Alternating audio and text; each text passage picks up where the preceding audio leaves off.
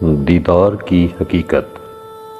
کیا ہر نور دیدار ہوتا ہے، یا ہم مخلوق کے جلووں کو بھی وصال سمجھ بیٹھتے ہیں؟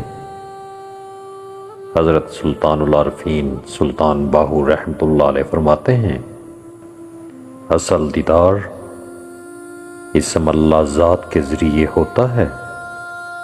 جب بندہ مرشد کی رہنمائی میں تجلیات الہی سے مشرف ہوتا ہے تو وہ دیکھتا ہے جو نہ جگہ میں ہے نہ مثال میں، مگر یہ راز ہر کسی پر نہیں کھلتا، یہ صرف اسی کو نصیب ہوتا ہے جو مرشد پر یقین رکھے اور خود کو فنا کر دے۔